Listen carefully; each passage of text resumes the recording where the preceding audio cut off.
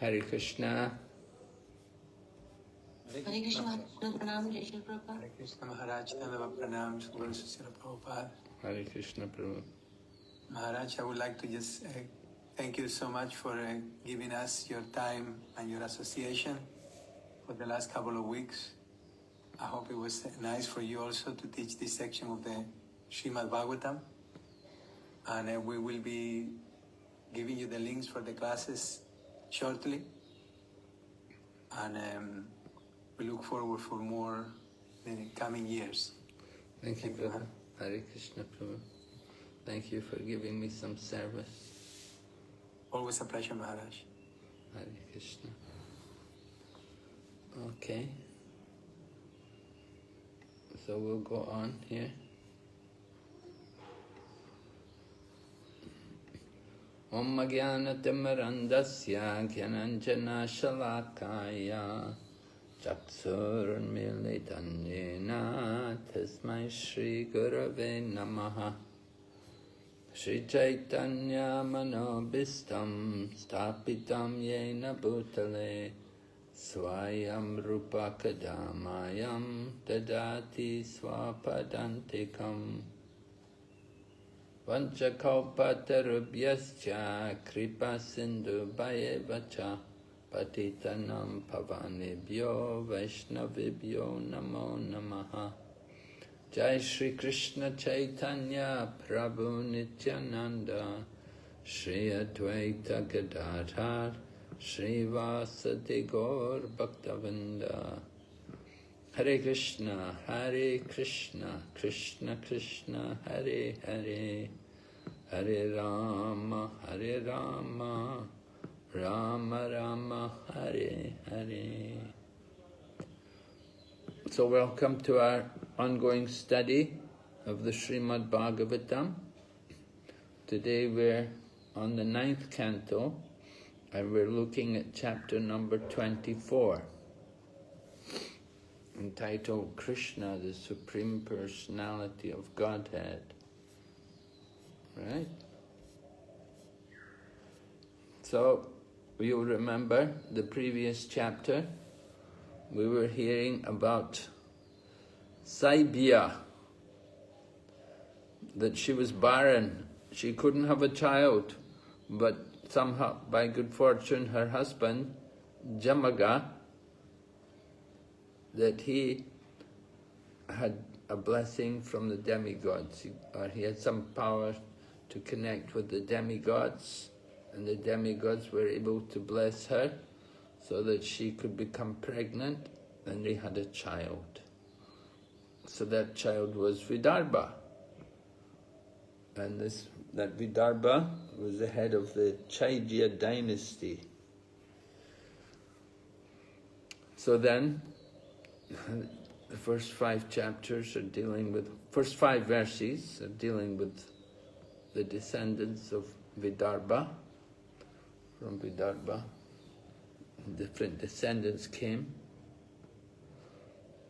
And then 6 to 11, slokas 6 up to 11 describe about descendants of Krata, the son of Vidarbha.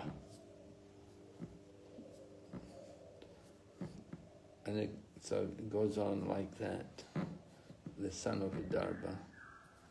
Then after describing about the Chaitya dynasty, then we hear about the descendants of Vrishni. This Vrishni is the son of Satvata. So the Vrishni is another dynasty. And then text 21 up to 25 describe about the different descendants of Devaka and Ugrasena. So we're coming closer to what we're really interested in. We're really interested in hearing about the appearance of Lord Krishna and the glories of Krishna's wonderful devotees, those great personalities who came to take part in the pastimes of Lord Krishna.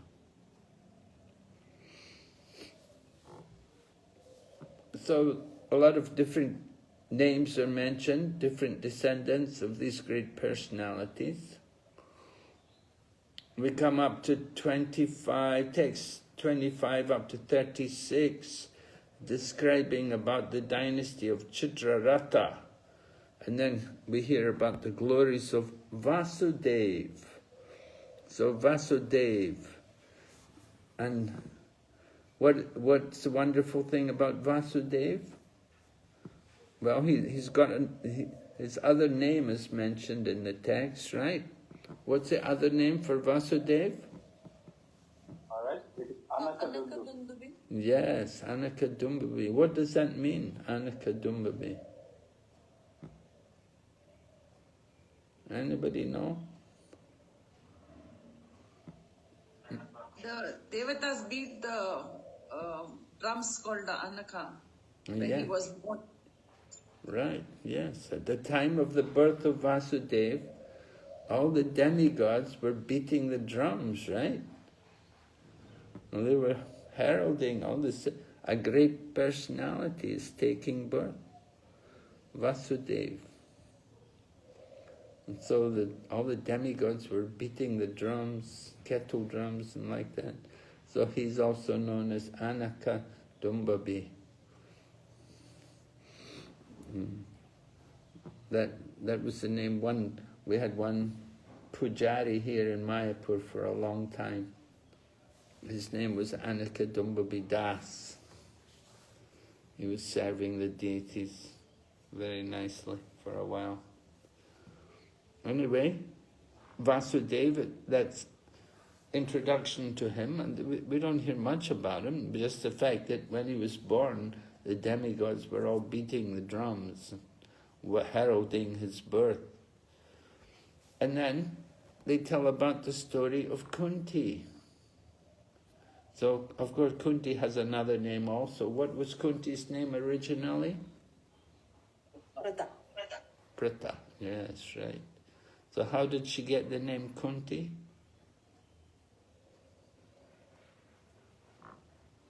She was brought up by Kunti Bhoja. Yeah, Kunti Bhoja, right. He was a friend of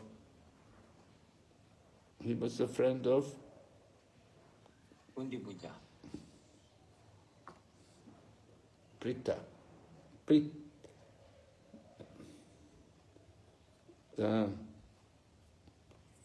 Who was it? Kunti, Prita's, what was the name of that king? Who didn't have any children? Kunti Bhoja didn't have any children, was it? Surasena?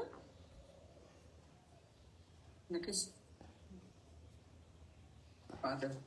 Well, Prita's father was called, his name was also Kunti. Called Kunti or Prita. He was Kunti Bhoja, right? Kunti Bhoja, yes, Kunti Bhoja, but here they just say Kunti.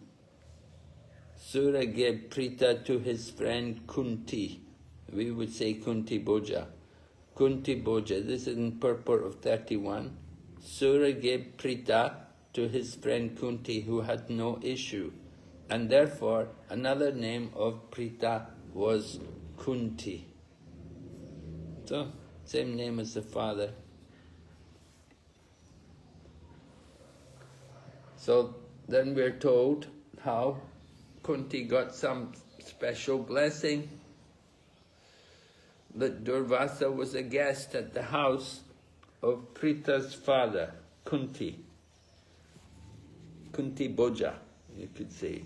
To avoid confusion, Kunti Bhoja was the father.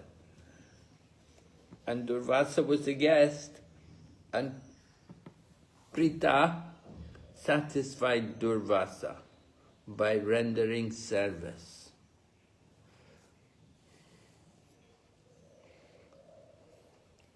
So serving the great souls, Durvasa is a great soul, and he'd come there to their home, and Prita served him. So he was so pleased with her that she received a mystic power by which she could call any demigod. to examine the potency of this mystic power, the pious Kunti immediately called for the sun god. So,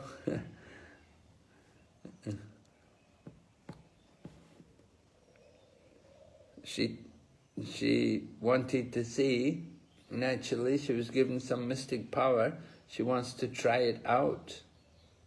So that's a not unreasonable thing, and thinking like that. You're given some mystic power, some special potency. You want to try it, you want to experiment with it. Let me see how it works.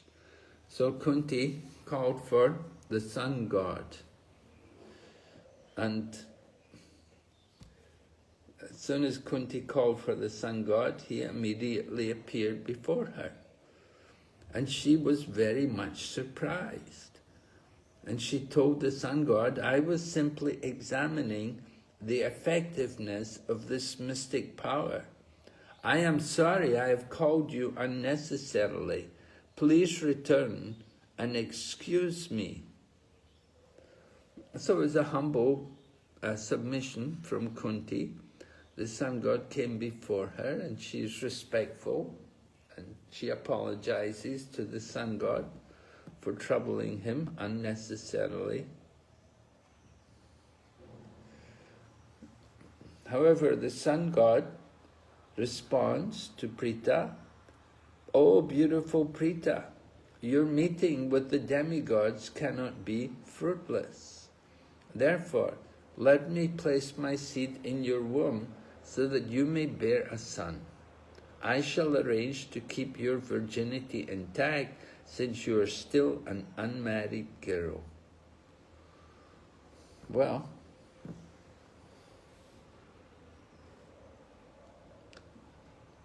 this is somewhat taking advantage of mystic powers. You could say the sun god's taking advantage of his power to enjoy or to give some benediction to Prita to give her a son.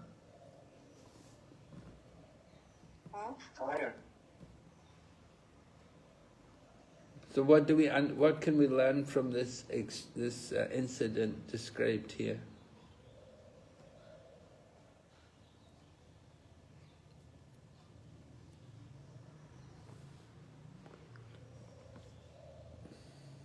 We have to be very careful before we ask for any benediction. Yes, that's We have to think. a good point. We should be very cautious. But she had not asked for any benediction, had she? But then just calling him itself, it means, no? Oh, yes, right. Because, well, yeah, Durvasa, she was a young girl, innocent, and Durvasa gives her that power. And so naturally she wants to just play with it, experiment with it, and see if it works. Yeah. You have to experiment. Yes, but... When you don't know the results, no? You have to experiment that.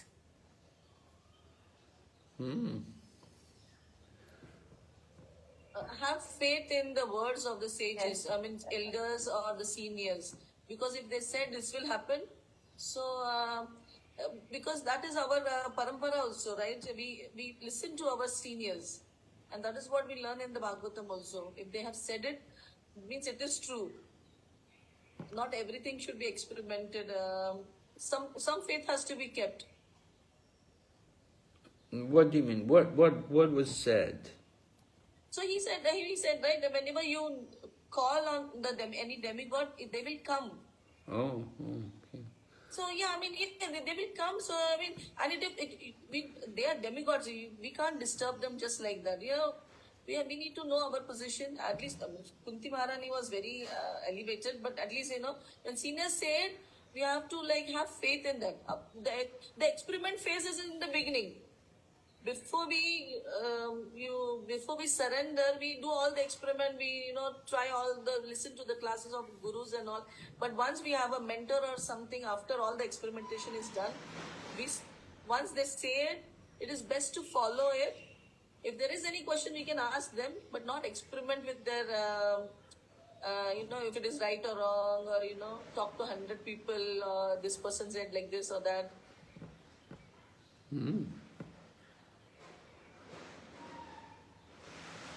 One more point, Maharaj, that whatever the benedictions given by the demigods, even though it gives some temporary reliefs, but later on, in the long run, it's a misery, creates a misery for that.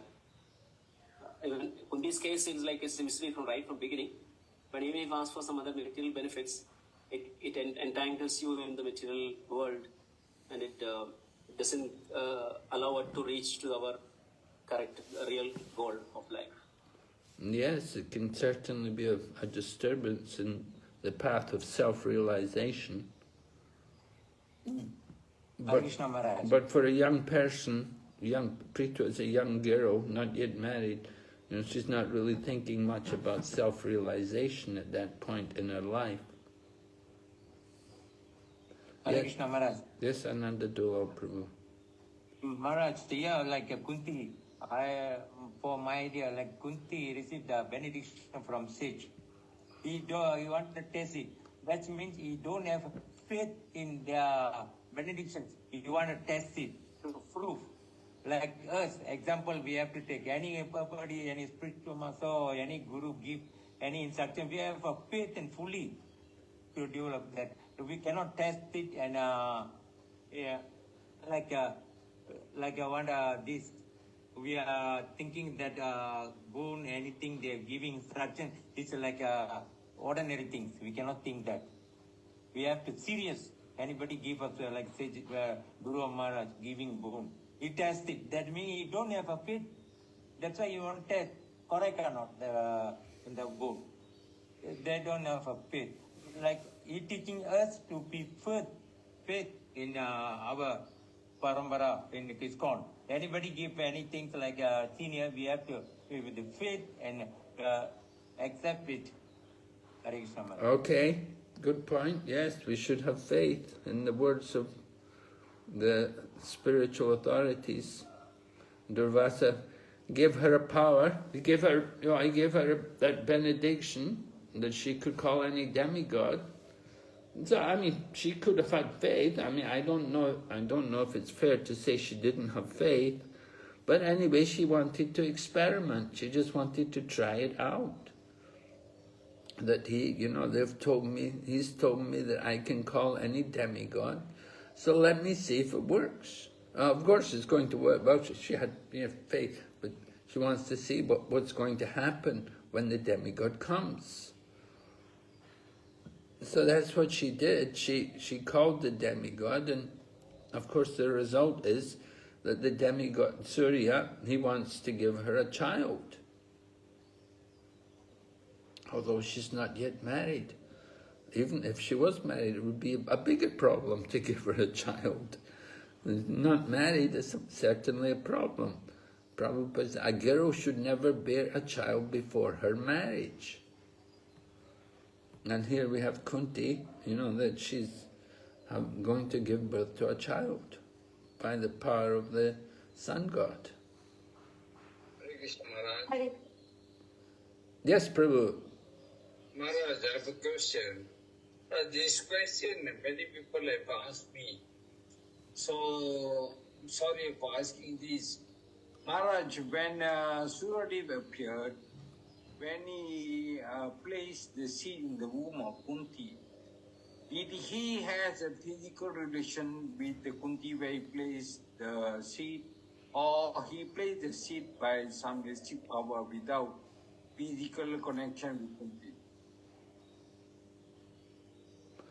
He does it by mystic power, without any connection. Okay. He places the seed. It said that mentions about the ear, is it? The child was born through the ear. A child that came from her ear. Yeah. Yeah. So the fertility won't be disturbed.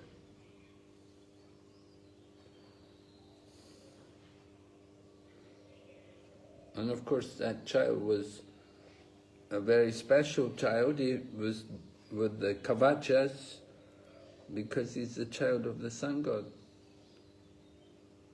Hare Krishna Maharaj. Maharaj, could I ask a question? Yes? Maharaj, here, like it's written in verse number 32, that the benediction that Durvasa Muni gave is...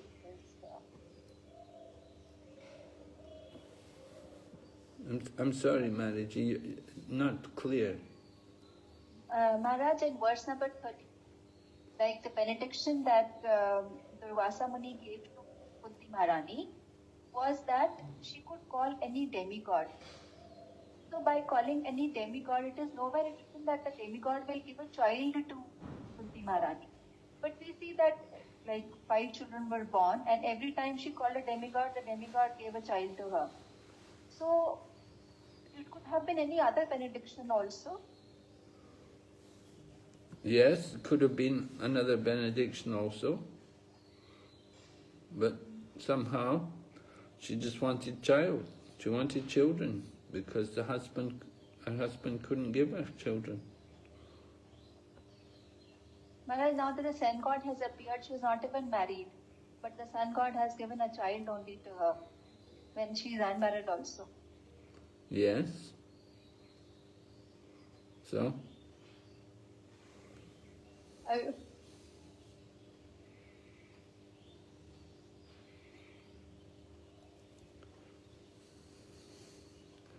What's she supposed to do? And Prabhupada said Prithu hesitated because she was still unmarried. But the sun god arranged that the child would come from her ear.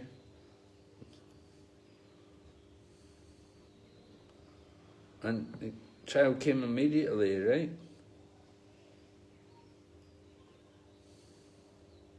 Yes, Maharaj.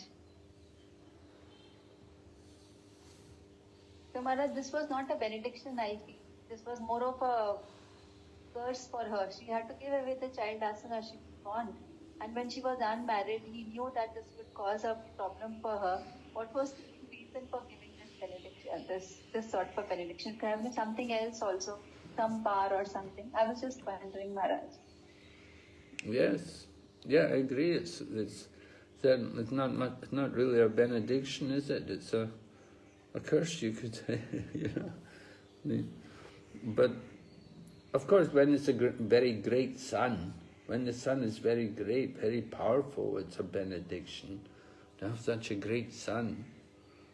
Maharaj, but he was the cause of all misery later on, and there was such a lot of enmity between the kids because of this child. So, even though, yes, he was a great warrior. Well, there were reasons for that, right? This is all part of the drama, the Leela.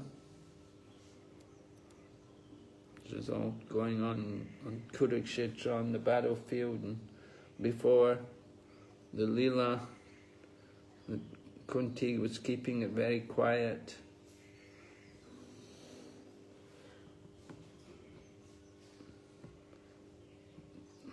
Yeah, certainly it caused a lot of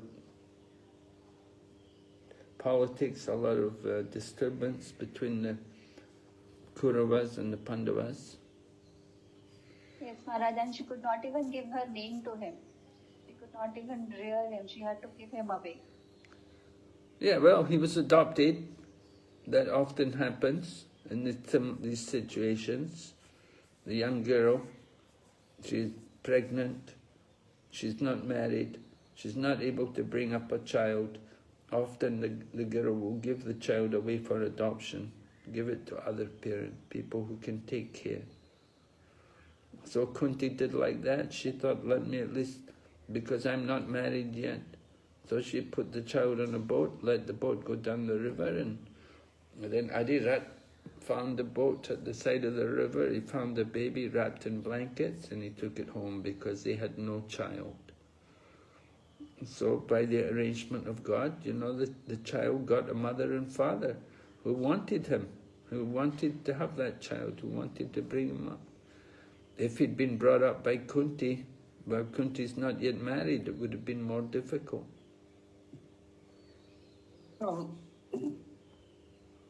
Maharaj, the question what like Pandav Sakhimaji is mentioning, the mantra was specified by Durvasa as this mantra you can call a demigod and you can beget a child.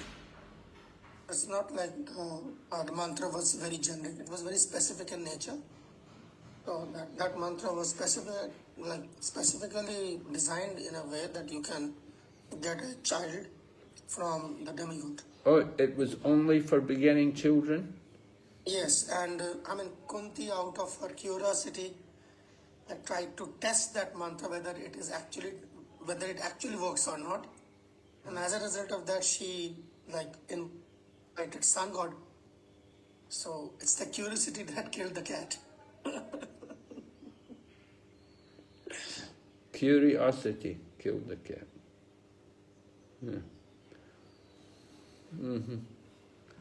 Okay, so Prabhu says it was a mantra specially meant for begetting children.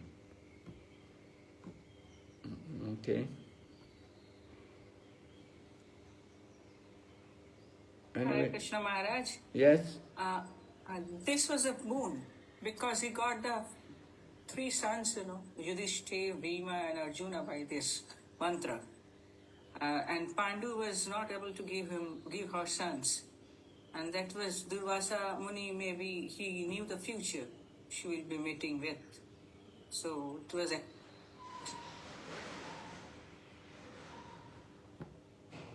Yes, okay.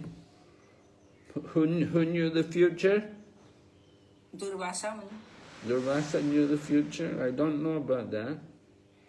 Are you sure Durvasa knew the future? Because he knew that she will need that mantra in the future. Well,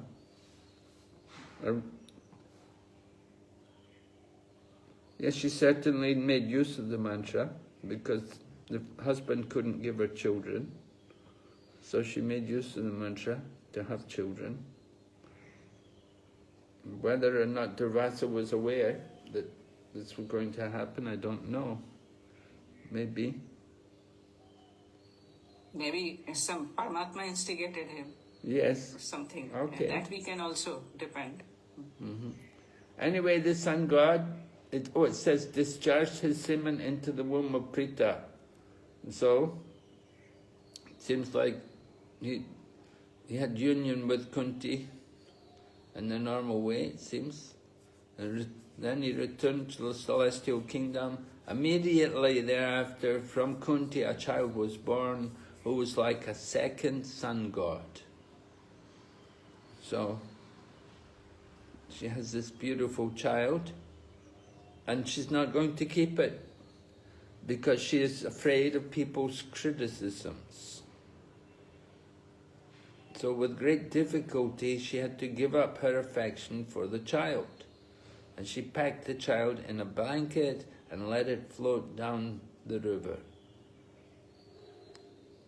And then Sukadeva Goswami tells Maharaj Parikshit, your great-grandfather, the pious and chivalrous King Pandu, later married Kunti. So, Kunti gets a husband, Pandu. But she's also got a co-wife. She's not the only wife of Pandu, right? Pandu had 2 wives. Madri was also there. So, Pandu. Once more, Maharaj. She got Nakula and Sahadeva also like that. No, Nakula and Sahadev, they're born by Madri, right? They were conceived. But Kunti prayed for them. Yeah, Kunti gave the mantra. Kunti gave the mantra to Madri, and Madri took advantage. Kunti thought she would only call one, but Madri was clever. She called 2 at the same time. So the Ashwini Kumars came, and that's how Nakula and Sahadev were born. So Kunti was a little surprised that, oh, I gave her the mantra. I didn't think she'd do like that. And she used it to get 2 children. So Nakula and Sahadev were born. So they're the youngest of the Pandavas.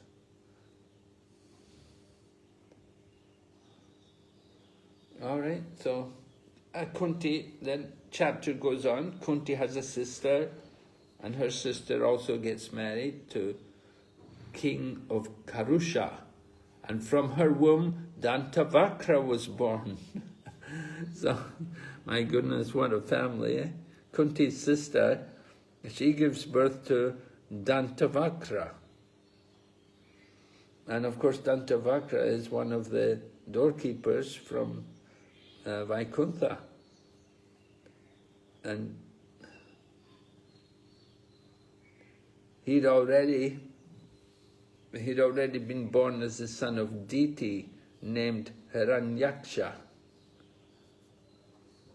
So as Hiranyaksha, he'd been killed by Lord Varaha, and then he took his next birth, maybe it was Kumbhakarna or Ravan, and he was killed by Lord Ramachandra. Now he's come in Krishna Leela. And he's born from the womb of Kunti's sister, Shrutadeva.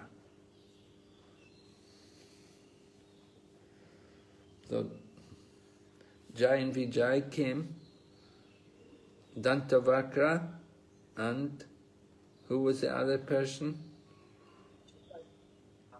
Shishupala. Shishupala, yes, right.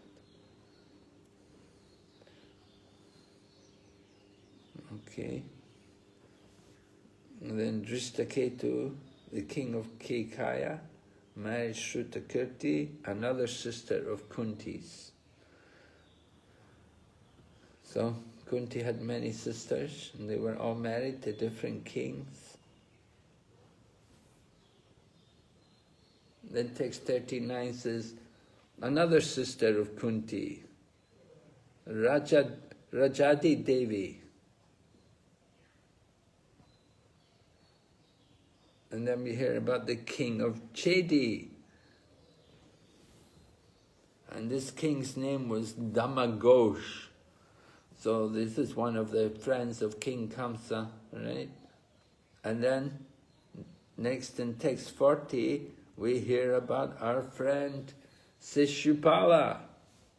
The son of Shrutashrava was Shishupal, whose birth has already been described in 7th canto. So all these different people are taking birth, they're all coming to take part in the pastimes.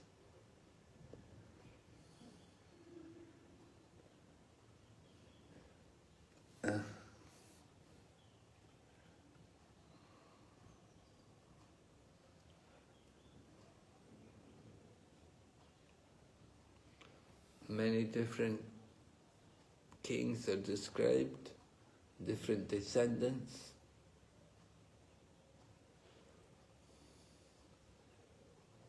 And we come up, text 45 describes all were wives of Vasudeva or Anakadumbabi. Anakadumbabi, Vasudeva had several wives. 1, 2, 3, 4, 5, 6, 7. Well, 7 are mentioned here. Said Devaki was the chief. So although there would be many wives, there would be some superior, there would be some rank, order, not that they were all of equal power. Some were more powerful than others. And Devaki was the prominent wife there. She was the chief wife of Vasudeva.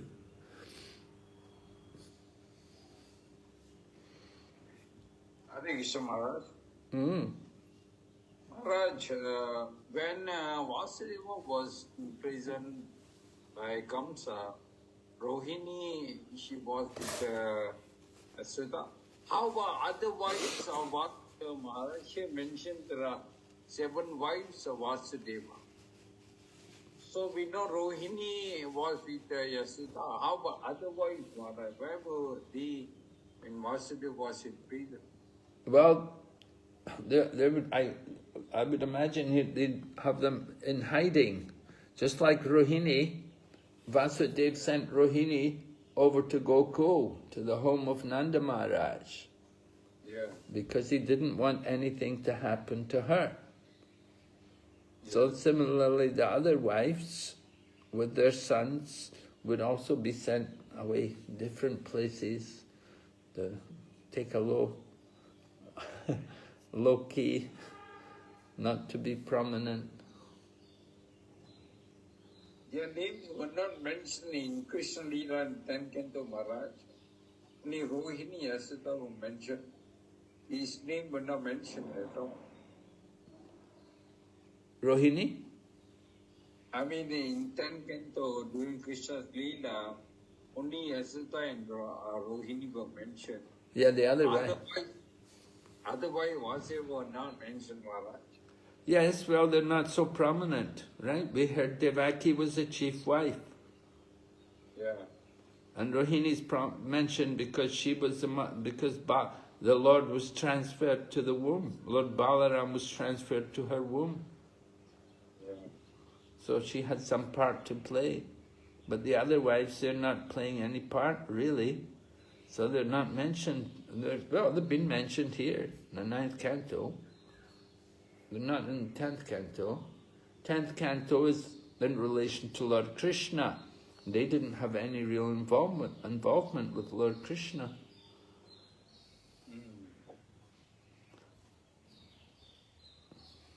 But there's the names of their sons are mentioned, and sometimes Lord Krishna is also mentioned, like Gada Britta is mentioned, the brother of Gada.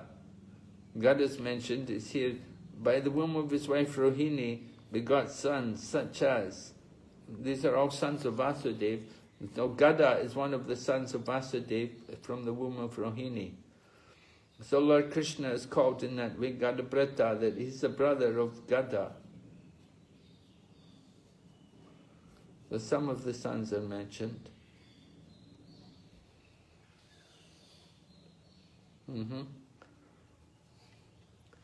So Rohini Nandana Jai Baladev. Right?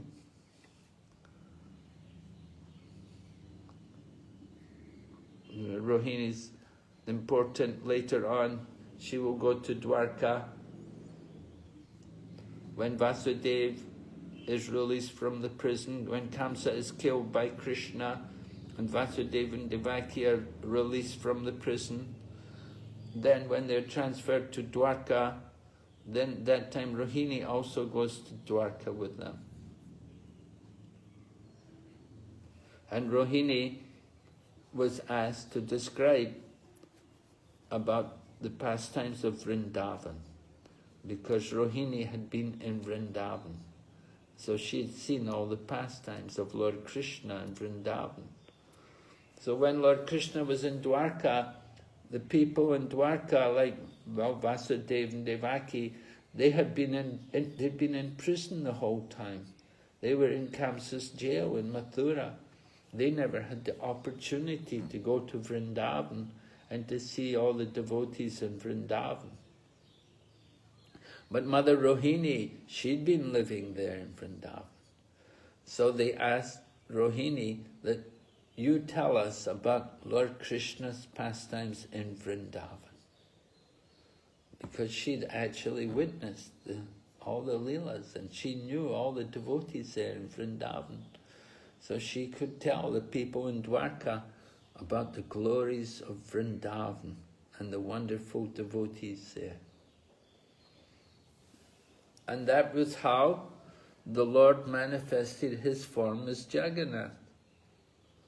Because Rohini was speaking, and Rohini had warned them, said, be careful, don't let Lord Krishna hear me speaking, because if he hears me speaking about Vrindavan, it will be very painful for him. It will cause him so much, it will just arouse his memories, and it will be unbearably painful for him to remember everything about Vrindavan and his pastimes there with the devotees.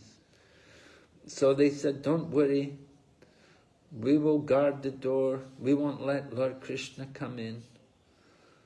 So anyway, maybe it was Lord Balaram was guarding the door, and he was guarding, and Subhadra also came, and she was also there at the back. And they were both standing there, and they were listening to Rohini speak about Vrindavan. And while they were standing there, they were mesmerized, hearing about the pastimes of Vrindavan. And they didn't notice Lord Krishna come in. And Lord Krishna stood there with them. And the three of them all heard about Vrindavan. And hearing about Vrindavan, their eyeballs became dilated, and their arms and legs shrunk into their bodies. And in this way, they revealed that form as Jagannath, as we know the Lord as Jagannath, Baladev and Subhadra. This is the Lord, the form of the Lord, in ecstasy, hearing about Vrindavan, while he's in Dwarka.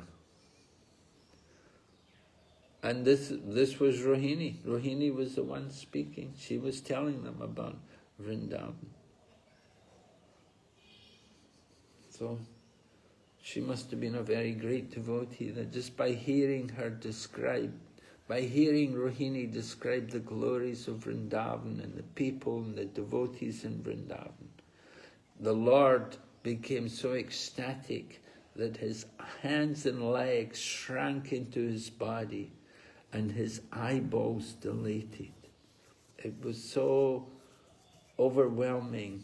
The ecstasy was so great. Right? And so there was some purpose in Rohini being there in Vrindavan.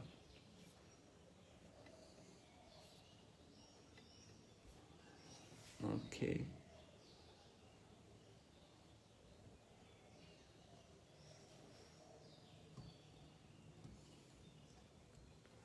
Then we hear about the different descendants from the different wives of Vasudeva. Pururavi was one of the wives of Vasudeva, and we hear about her 12 sons.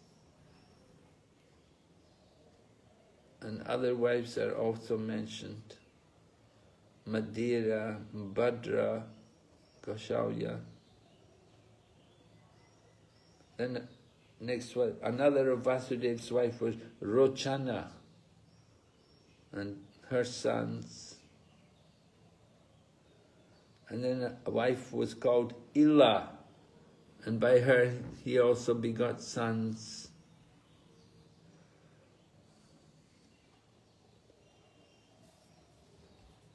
And some of the sons headed by Uruvalka, all of whom were chief personalities in the dynasty of Yadu.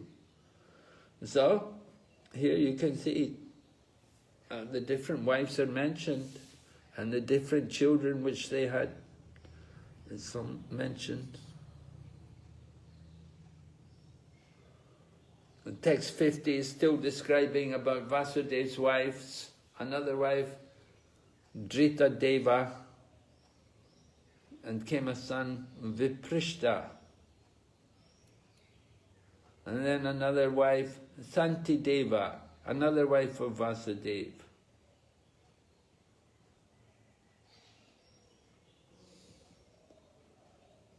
Another wife is mentioned in 51, Upadeva, who had 10 sons.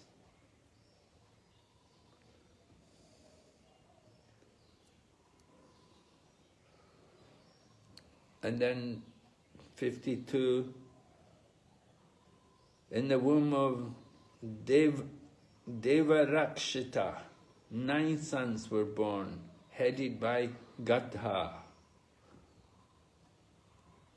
Vasudeva, who was religion personified, also had a wife named Sahadeva, by whose womb he begot 8 sons, headed by Shruta and Pravara.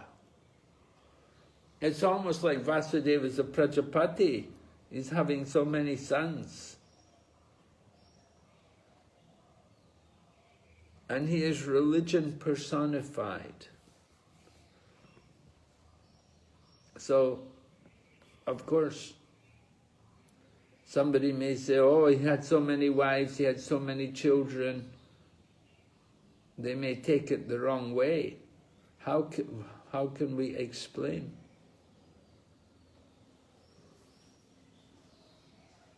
How would you respond? Someone says like that, oh, this person, Vasudeva, you say he is religion personified. How is it possible if he is religion personified, he could have so many wives and so many children?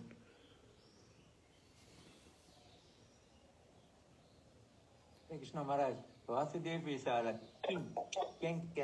The king can have it, many wives. It's Satriya. Okay. He's a Kshatriya. Well, he's not a Maharati. He's just a politician.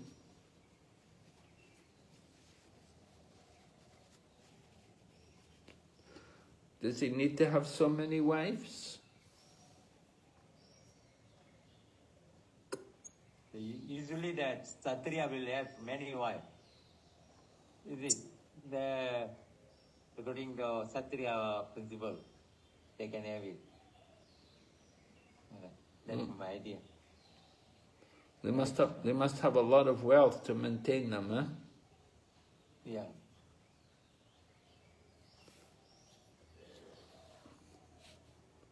Then what about all the sons?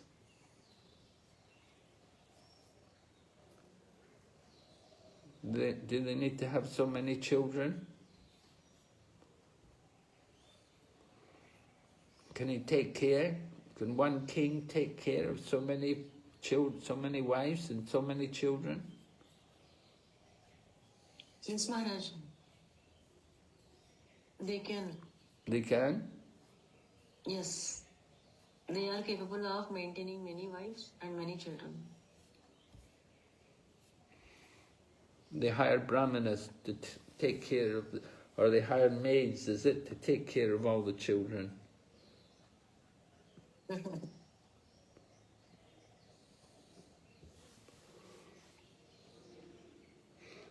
What about the quality of the children?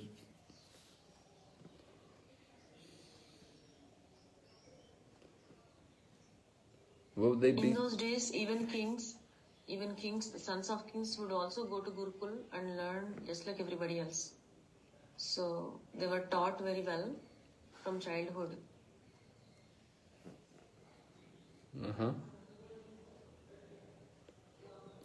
Yes, it's important that we have quality children. If you have good quality children, then it's good for the planet.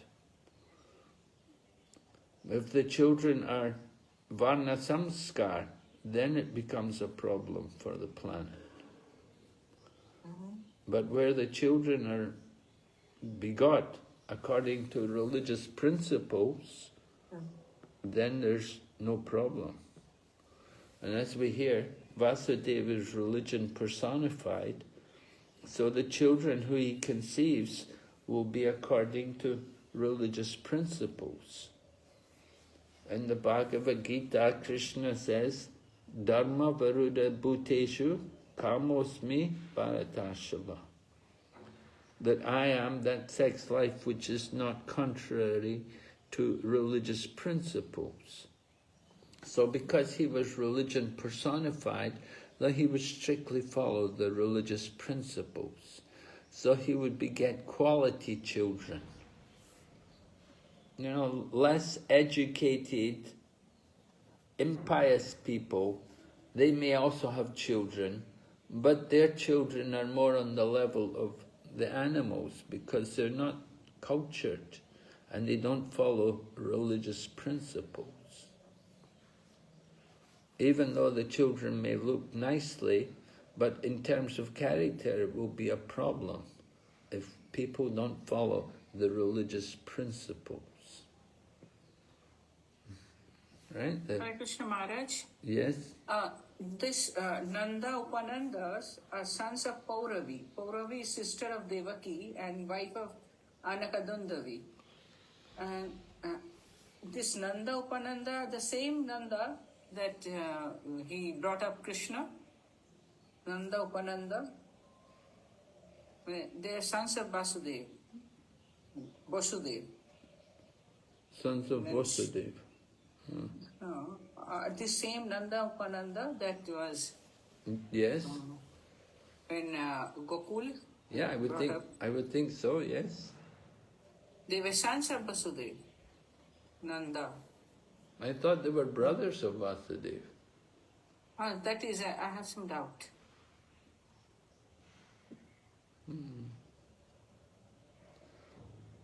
Yeah, as I understand it, they were the brothers, right? But here is Pauravi and a wife of Vasudeva. Maybe some other people. Okay. Difficult to understand everything. Anyway, here, next text. The 8 sons born of Sahadev, such as Pravara and Shruta, were exact incarnations of the 8 Vasus in the heavenly planets. Vasudeva also begot 8 highly qualified sons through the womb of Devaki. And so then their names are mentioned. And of course, Sankarshan is mentioned, the controller and serpent incarnation, Lord Sankarshan. He was the 7th son in the womb of Devaki. And the 8th son was the Supreme Personality of Godhead himself, Krishna.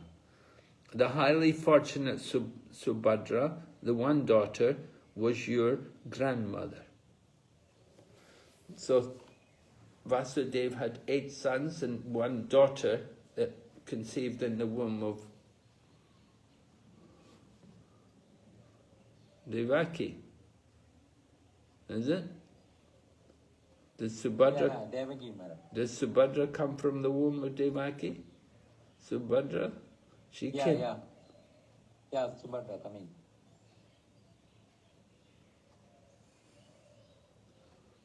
I thought Subhadra came from Yashoda. No. One time I asked Banu Maharaj to tell this, Devaki.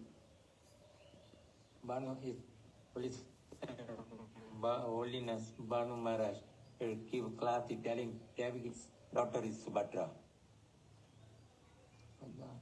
Devaki's daughter. Because Subhadra not in Vrindavan, he is only in Dwaraka. Yeah, Maharaj. Devaki's daughter is Subhadra.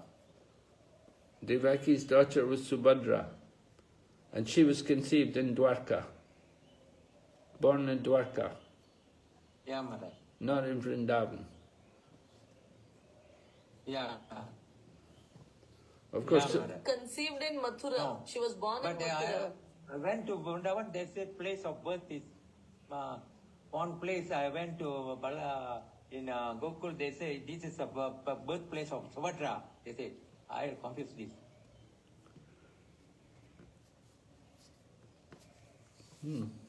Birth of Balaram, from that 100 meter is a birthplace of Subhadra. No. Where is this? In Vrindavan, Gokul, nearby the Gokul. Anyway, Subhadra is described as as the only daughter from the womb of Devaki by Vasudeva.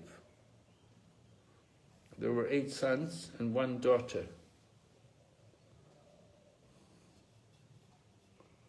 Of course, Subhadra became the wife of Arjuna, and they had the child Abhimanyu, and then Abhimanyu was married to Uttara, and in the womb of Uttara was Maharaj Parikshit. So Sukadeva Goswami is saying, your grandmother, Subhadra.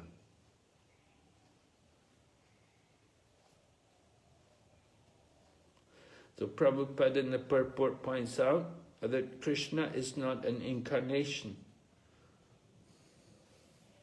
Krishna is the Supreme Personality of Godhead. He is the source of all the incarnations. There are avatars and avatari. Avatari means that person from whom all the avatars come.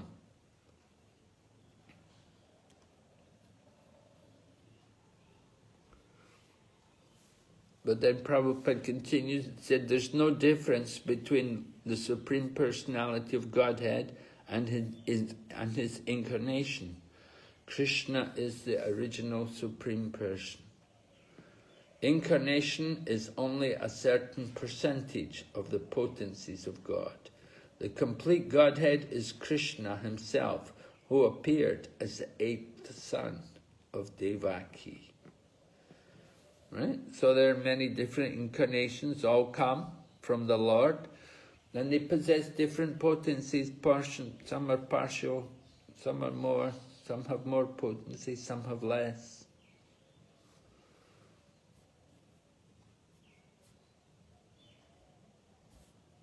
So we want to understand the reason for the Lord's coming. What was the cause of the Lord coming? It's described in text 56.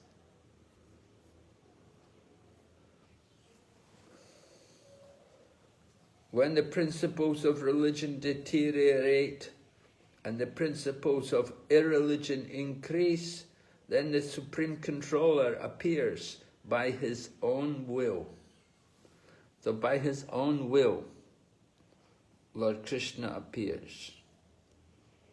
But he has a mission, and of course that mission is well known, described there from the 4th chapter of Bhagavad Gita also.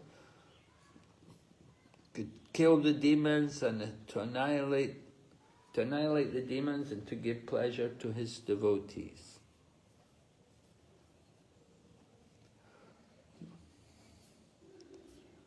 So then Prabhupada continues, he said, the Lord has appeared in Kali Yuga. He said, people are very sinful. They have no idea what is spiritual life. They live like animals. So Chaitanya Mahaprabhu had to teach the Sankirtan movement. He said he inaugurated the Hare Krishna movement. And Prabhupada said this is not different from Krishna. If one associates with the Hare Krishna movement, he's associating with Krishna. So people should take advantage of chanting Hare Krishna mantra and get relief from all the problems created in this age of Kali. So age of Kali, right? Ocean of faults, but just by chanting Hare Krishna, you can get all perfection.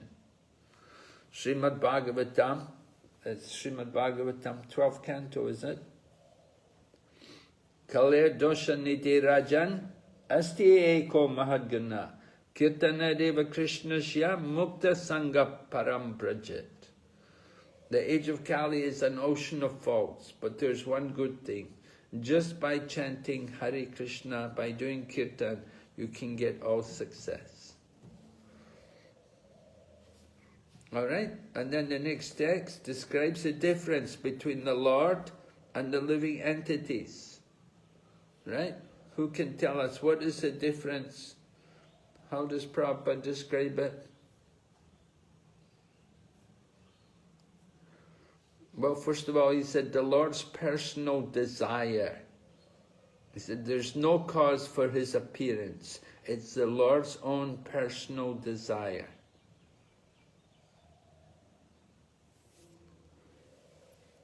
So what's the difference between the Lord and the living entities? Hare Krishna Maharaj. Yes? We come, our reason for coming is karmena daiva netrena. And Lord's coming is atma mayam. Yes? Yes, can you put it in your own words? And it is, we come because we are forced or we are not under our control. It is our coming and going. It is by someone, some superior power is involved. And but the Lord, He comes out of His personal desire, where our personal desire doesn't matter much. Yes, good. Yes, some other reasons? And some devotees can pray for him, like Advaita Acharya was praying. What was Advaita Acharya praying? He wanted to deliver people like this in Kali. He was not happy with the situation. He wanted Chaitanya Mahaprabhu to descend.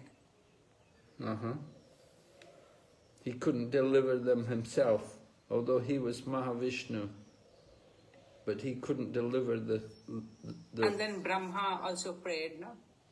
With all the demigods when approached Brahma. He prayed Lord Krishna to come.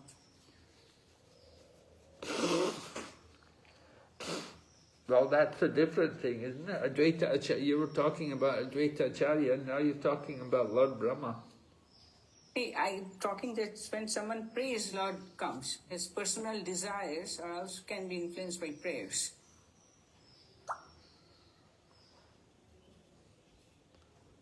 Okay.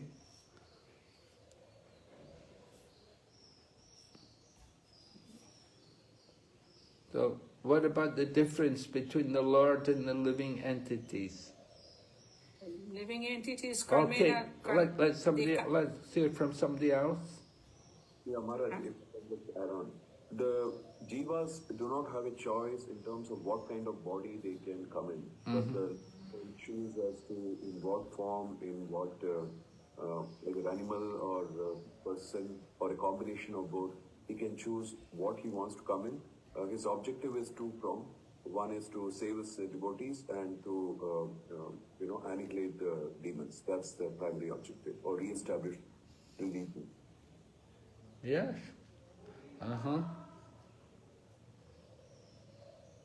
Another point, Maharaj, we can say that the jiva is under the control of the material energy, but the Lordship is not under the control of anybody.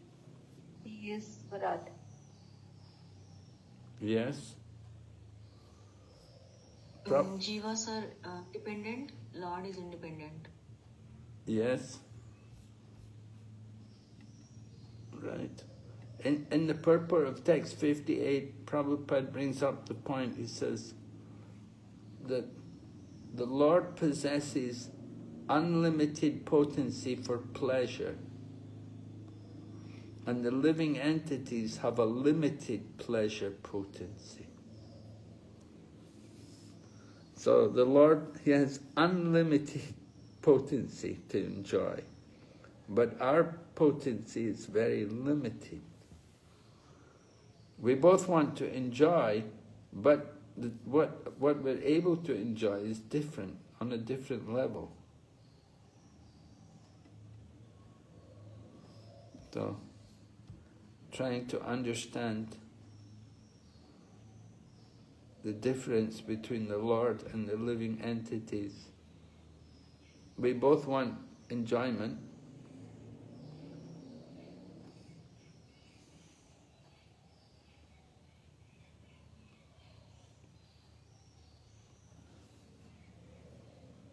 We try to enjoy independently without Krishna.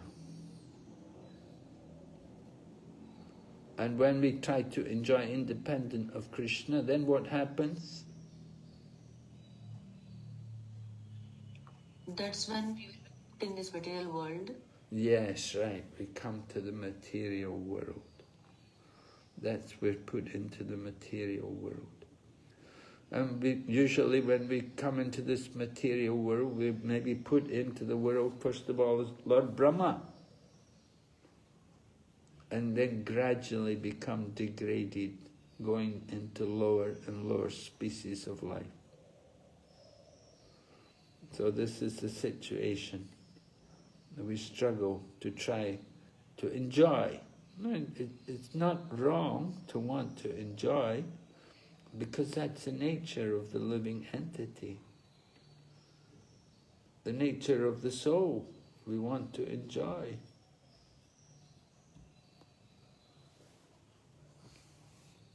But our potential to enjoy is very limited. But the Lord has unlimited potential.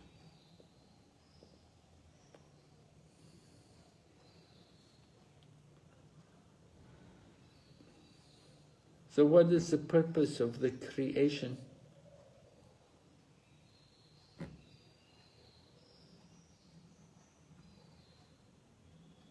The Lord created this world for our enjoyment, but it's also created so that we can learn that this enjoyment is temporary, and we have to go back to Godhead for permanent enjoyment. So.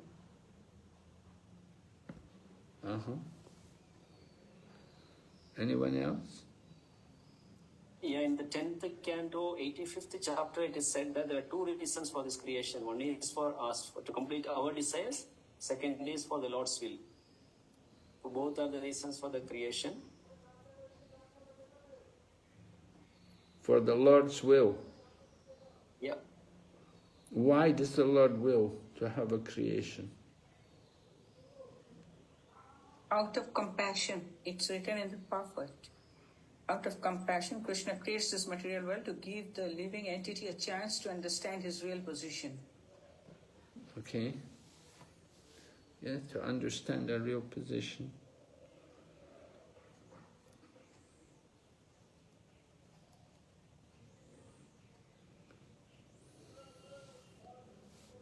Okay. All right, let's take a break for 10 minutes. Come back, we'll just finish this off. Hare Krishna.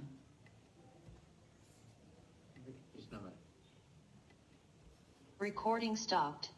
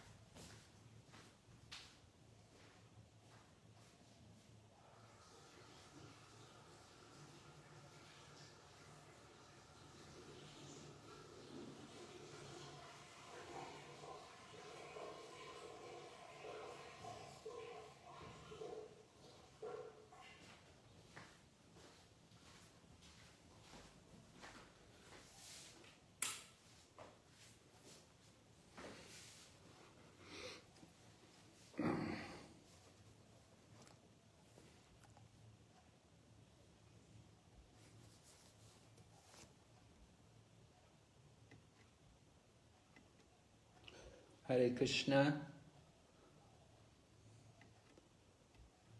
Hare Krishna Maharaj. Welcome back. All right, just to go through what's remaining here in this chapter, which is the last chapter in the Canto. Anyway, Sukadeva Goswami is describing about Vasudev's... Recording in progress. We're hearing Sukadeva Goswami describe about Vasudev's different wives and the different descendants, their different children.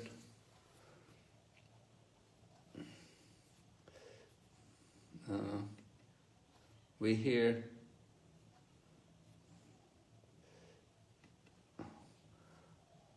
we've got the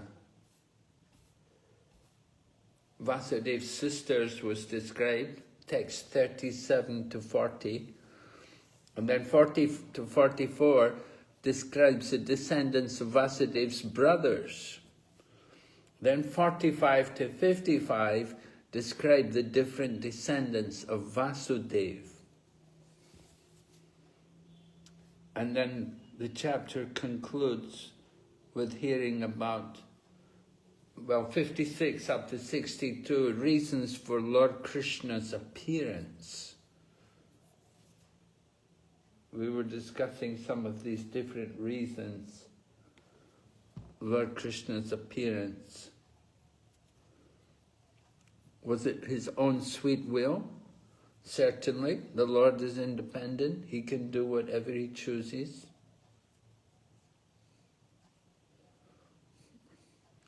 Sukadeva Goswami describes also about decline in religious principles and a rise of irreligious principles.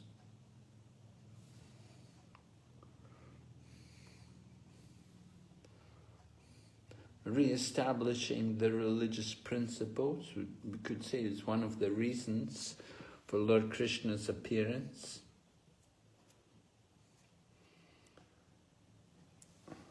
You'll remember in the teachings of Queen Kunti, prayers of Queen Kunti, she also gives different reasons she suggests different reasons why the Lord appeared.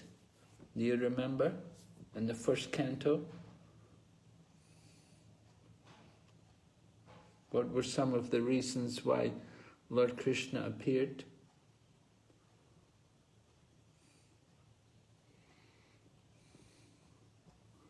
Someone?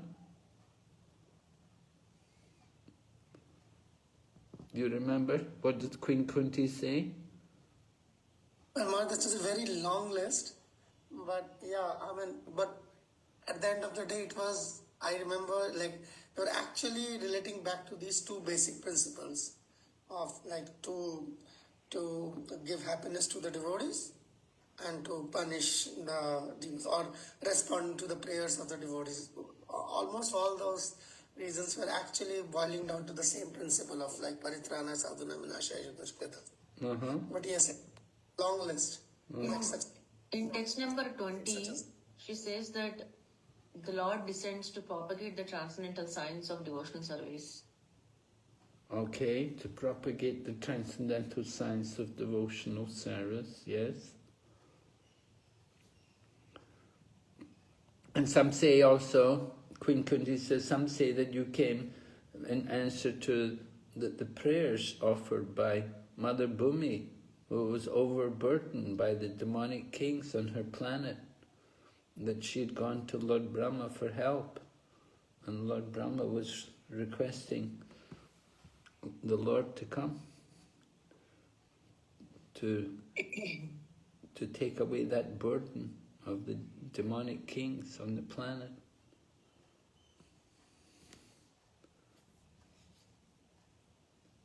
Yes?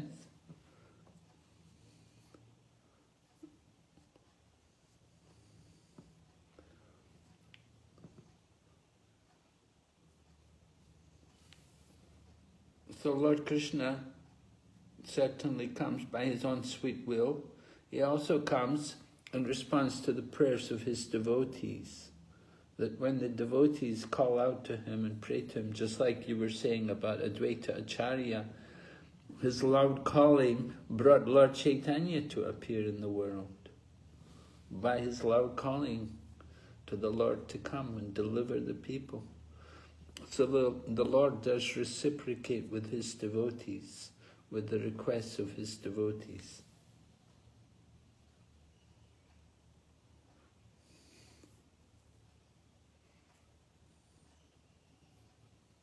Maharaj, in text number 35 also, Kunti Maharani is saying that you appeared for the sake of rejuvenating the devotional service of hearing, remembering, worshipping, and so on, in order that conditioned souls suffering from material pangs might take advantage and gain liberation. Jai. Yes, very nice verse. All right, so in this particular chapter, Sukadeva Goswami was saying the Lord's appearances by his own sweet will and to give pleasure to the devotees and kill the demons. So then we hear about Lord Krishna's appearance, and Prabhupada talks about the creation of the material world. Of course, how the atheists view creation and how we view creation is a very different thing. For the atheists, they don't believe really in creation, they believe in evolution. Creation means a creator, so they don't like that word.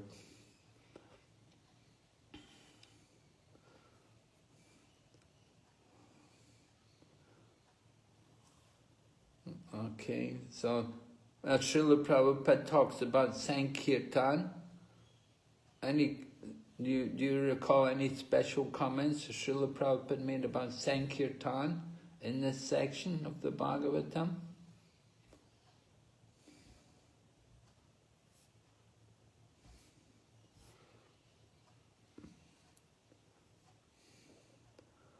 Prabhupada said, we read, and this was in text number 56, where they were talking about religious principles, and Prabhupada talks about Lord Chaitanya, how he inaugurated the Hare Krishna movement, and it's not different from Krishna.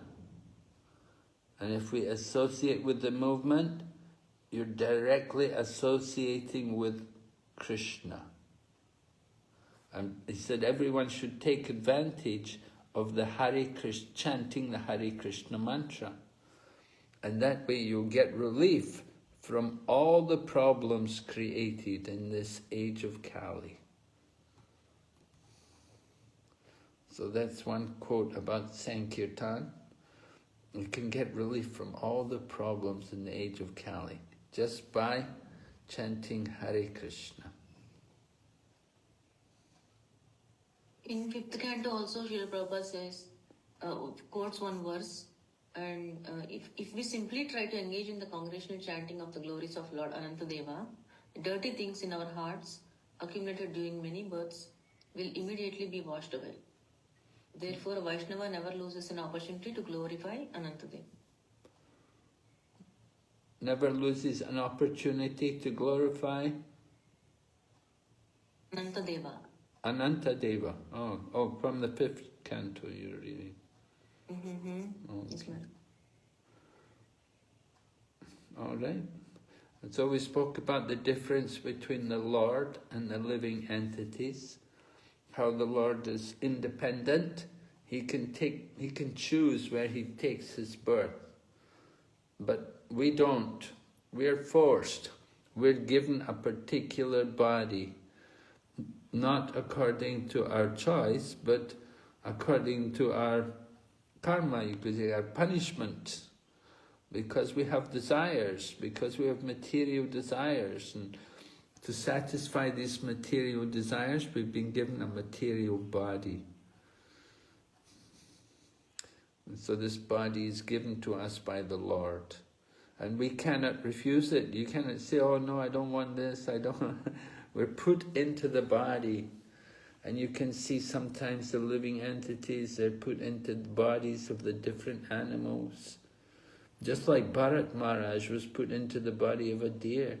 We see different living entities, they're put into bodies. Of course they didn't have the samskars, they didn't do the karma like what Jad Bharat did. They didn't do all the tapasyas and the austerity, but they're put into animal bodies and they really regret it, they really suffer. So, this is the responsibility of the human life, that in the human body we have to take full advantage to become self-realized, to get out of this material situation. So Prabhupada talks about the word Maya, that it can be used in two ways. That it's used for the non-devotee, for the false pride, but it's also used for the sense of compassionate. An ordinary living being, we're punished in the material world. But when Krishna comes into the world, Mama Maya, Krishna says, Devi, no, what is the verse? Sambhavami Atma Mayaya. Sambhavami Atma Mayaya. That Krishna, so that Maya refers to Krishna's compassion, his mercy upon the devotees, upon the fallen souls. So Krishna can deliver everyone, whether we're sinful or pious. We can all be delivered by the grace of Krishna.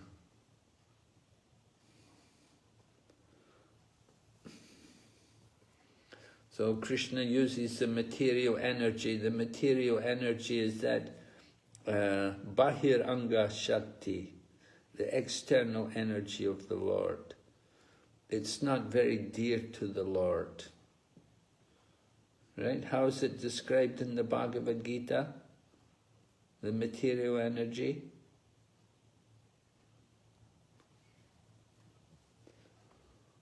How does Krishna describe them? Daivi Hesha Gunamayi Mama Maya Durasya. Yeah, what's he saying? That external energy of mine is very difficult to overcome. But those who are surrendered to me, they can easily cross over it.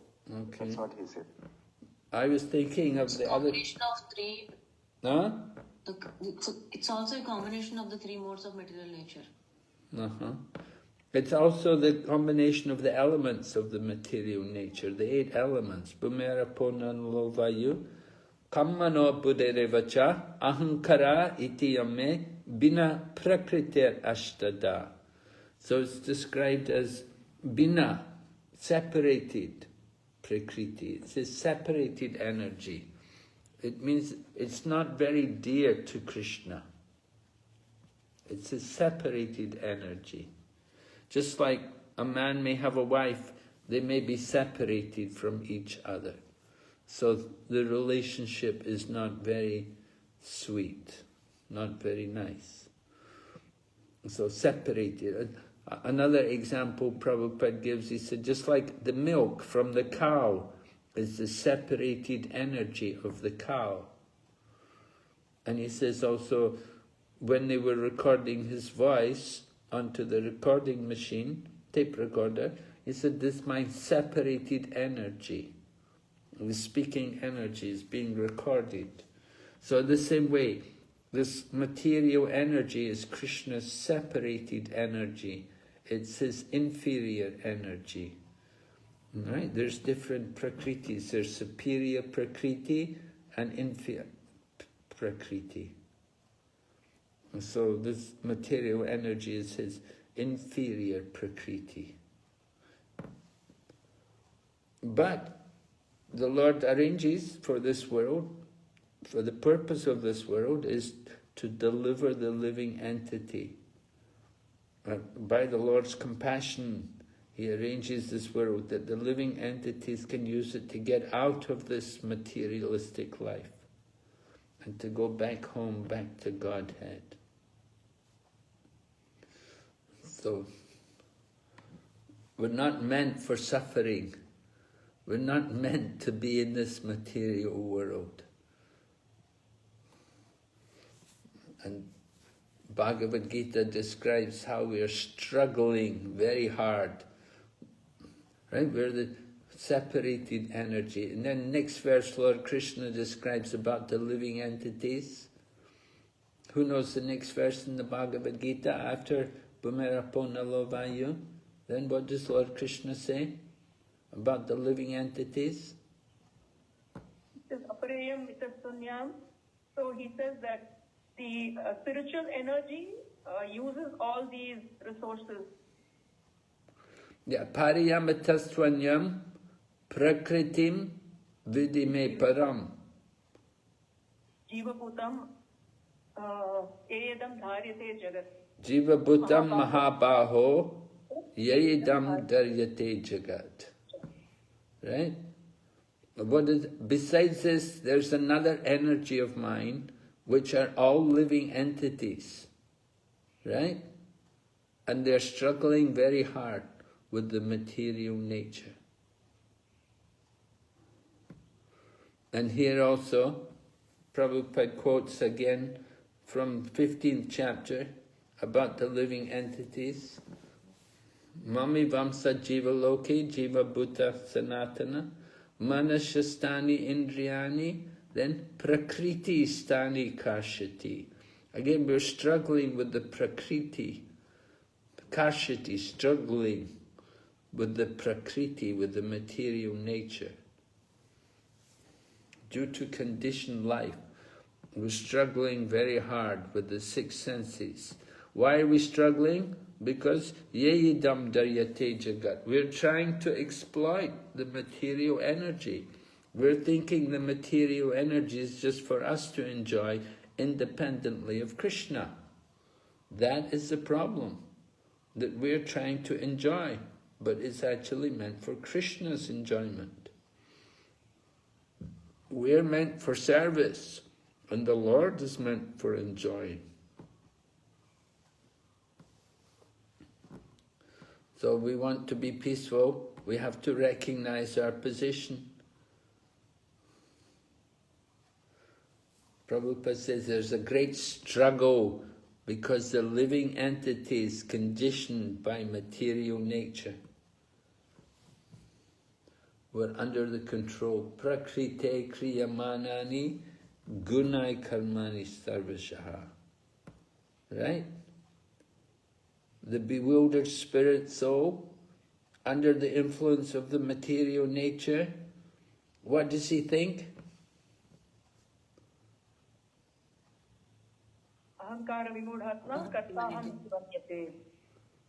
Meaning, the living entity thinks that he is the doer, even though it's Prakriti which is doing everything.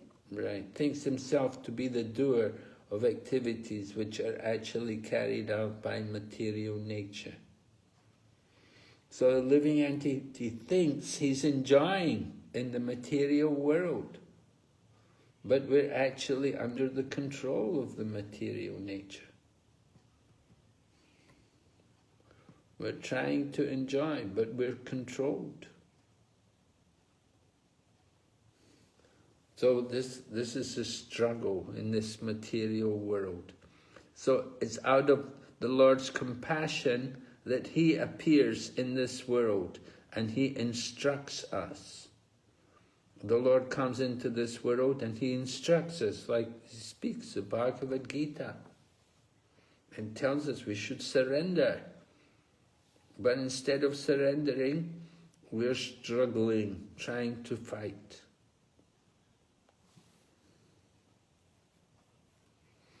So the Lord creates this material world to help us to understand our real position. We should understand our relationship with Krishna.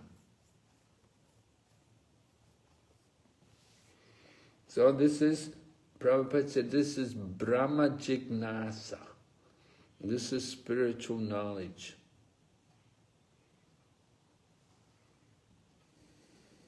So this is the purpose of the creation. To stop this birth and death and to take us out of this material existence.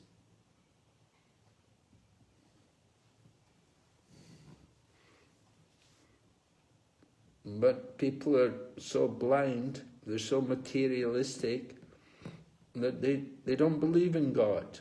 They're atheists. And they say there's no God, there's nobody in control. It's just meant for sex. It has no other purpose than lust.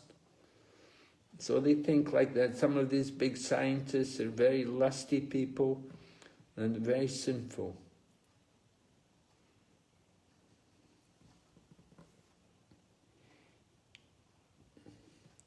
So the world was created to help us all to get out of this condition.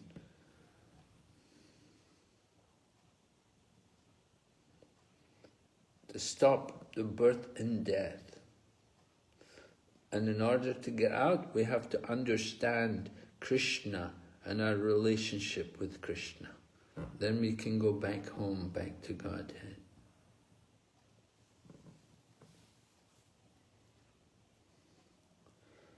All right?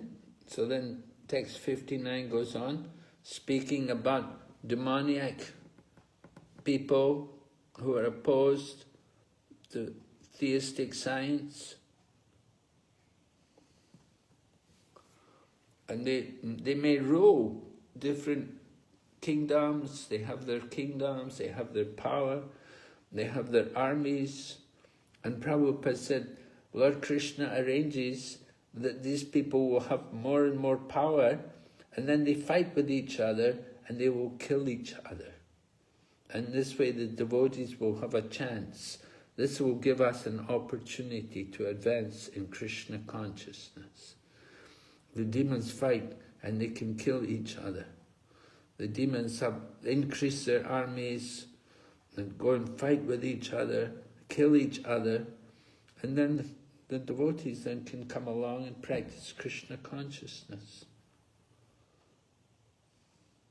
After all the battling's over, then the devotees they have a better opportunity to practice Krishna consciousness.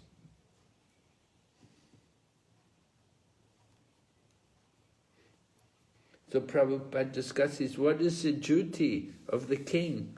He said the real duty of the king is to see that the people can advance in God consciousness. Of course, difficult to tell them like that. If you tell a king like that, they don't like it. There was one girl, one American woman, she'd gone to Africa to do missionary work. And she tried to tell one ruling military man that he should try to make the people Krishna conscious or God conscious. And he got angry and he killed everybody. And she also got shot and died. So these things happen. So the Brahmanas, they are trying to teach Krishna consciousness. They're meant to give spiritual knowledge, and the cows are meant to give milk. And by giving milk, then you can get the mode of goodness, good for the body, develop a good brain to understand spiritual knowledge. So these two things are very important in the society. We need people with spiritual knowledge, like Brahmanas, and you need cows. And then there should be nice cooperation between everyone. The Vaishyas are meant to farm and produce food, and the Kshatriyas are meant to follow the orders of the Brahmanas and manage the people.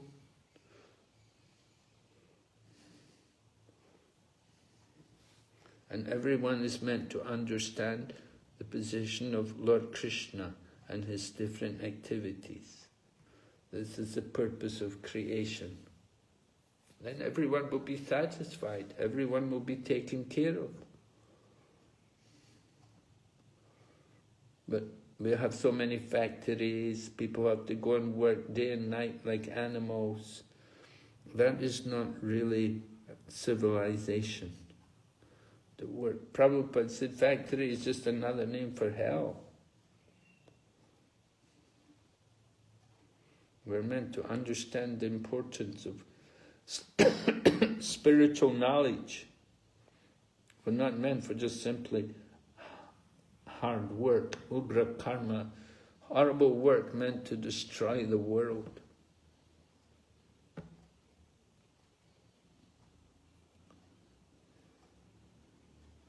So Srila Prabhupada says that, people may oppose our Krishna consciousness movement, but they get involved fighting with other people, other demons come along and they fight with each other.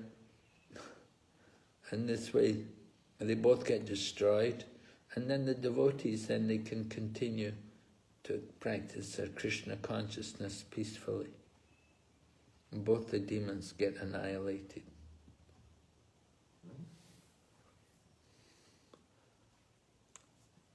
So then, text 60 describes about Lord Balaram, or Sankarshan, because he's also the seventh child in the womb of Devaki.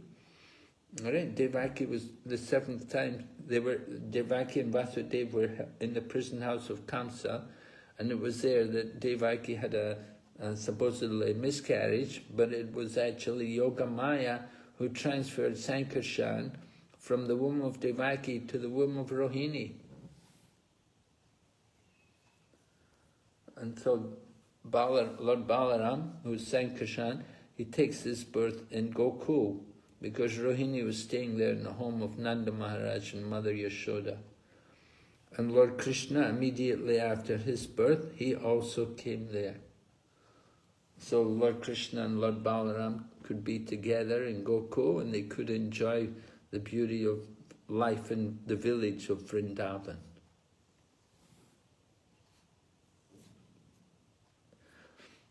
So Sukadeva Goswami said the activities of Lord Balaram are beyond the comprehension of even people like Lord Brahma or Lord Shiva.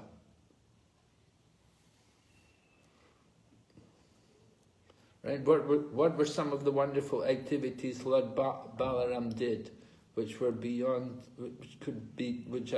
the mental comprehension of people like Lord Brahma and Lord Shiva?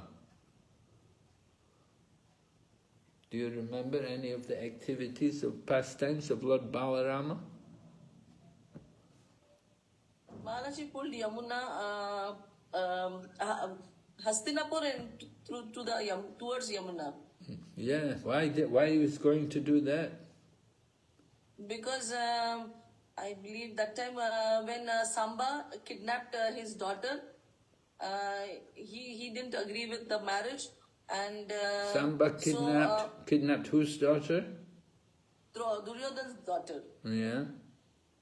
And then, he didn't agree. He thinking that, we are superior kings and all, and these are just, boys from village. So he felt the status was not right, and so they were not ready. They had actually held captive Samba captive. And Balaram came to fight with them. They were not releasing Samba. So Balaram got very upset and he said, I'm going to pull Hastinapur into the Yamuna and throw it into the Yamuna. But then, seeing that Balaram's anger and powers, they brought Samba also and his Lakshmana, Duryodhana's daughter, and gave to Balaram, you're your son and nephew, and yes. His would-be wife. Very good. Yes, that was one pastime. Yes. There was another time also, Lord Balaram was using his plough to do something. Yes, Maharaj, when he wanted to split Yamuna into small streams, because she refused to come when he called her, where he was relaxing along with his gopis. Yeah, he was intoxicated by drinking Varuni. Lord Balaram, he's very fond of Varuni nectar. Honey. It's a honey nectar drink. So Lord Balaram had been drinking Varuni a lot, At that time he ordered the Yamuna to come. Okay, yeah, those are two main pastimes of Lord Balaram. Of course, Lord Balaram also killed different demons. He helped Lord Krishna. Did Lord Balaram take part in Kurukshetra war? No, Maharaj. No, Maharaj. What did he do? He went on a pilgrimage. Yes. Where did he go? Sorry?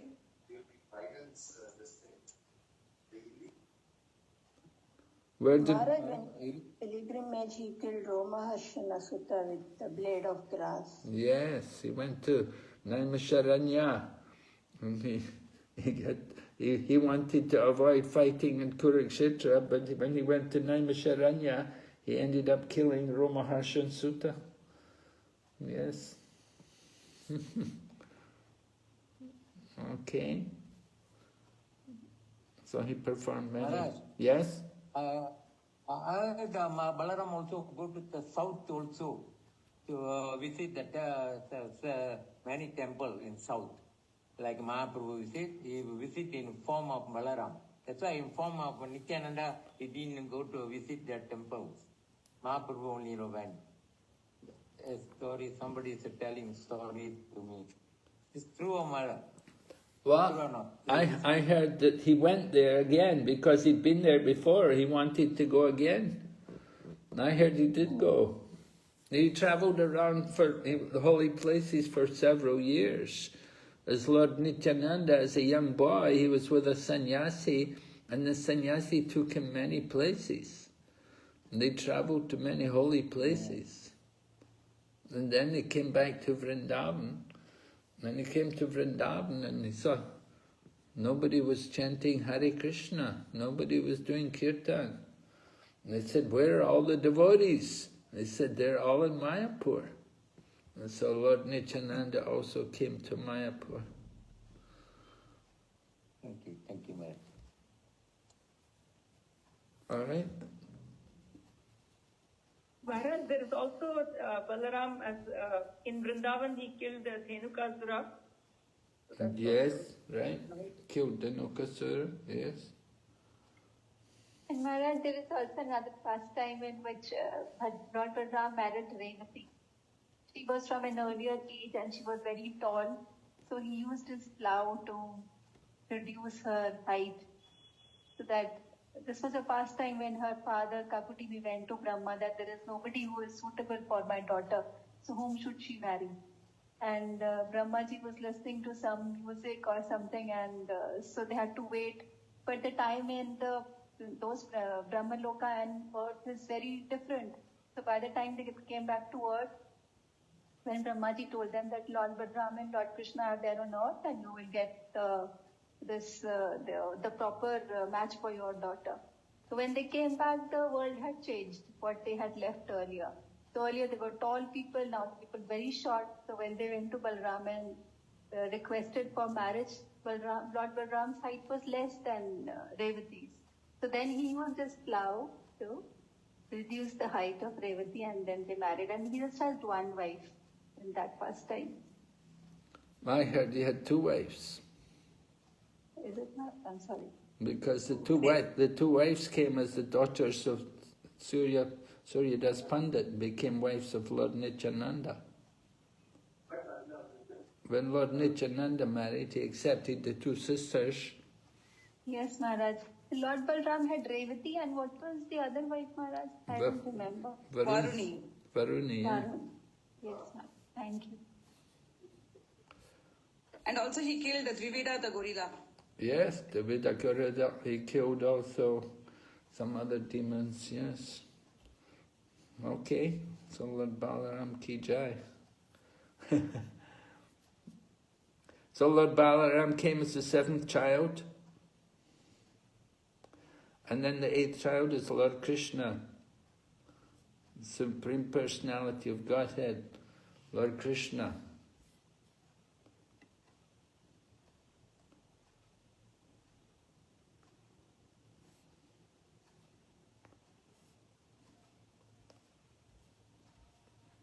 And anyone killed by Krishna is liberated.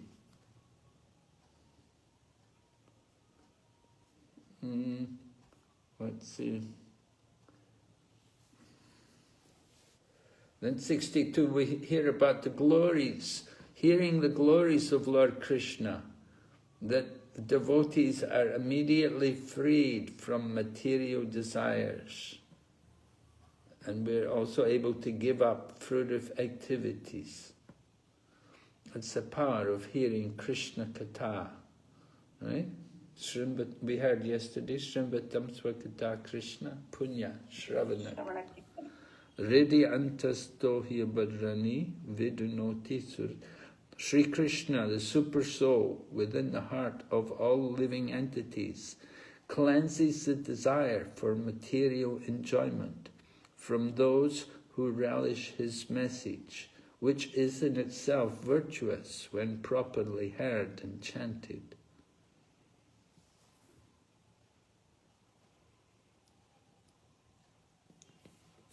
So Lord Krishna, topics of Lord Krishna, hearing about Krishna, very important. This is the business of the devotees, to relish the topics of Krishna. We want to hear this, the message of Bhagavad Gita, Srimad Bhagavatam, to take away our attachment and our interest in the material world. We need to have some higher taste. We need to have some higher purpose in life. So the hearing about topics of Krishna, very important for us.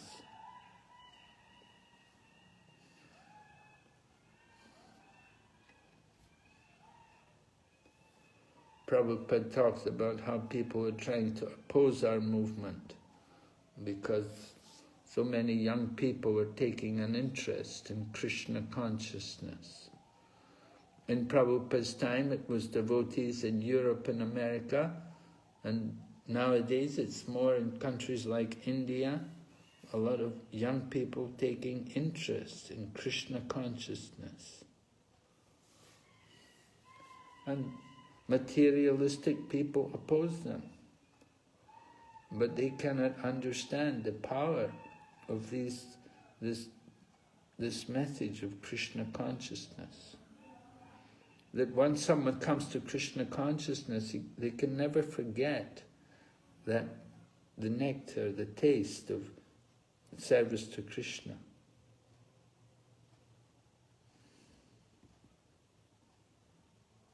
You relish the pleasure of serving Krishna. It's very difficult to go back to the material world.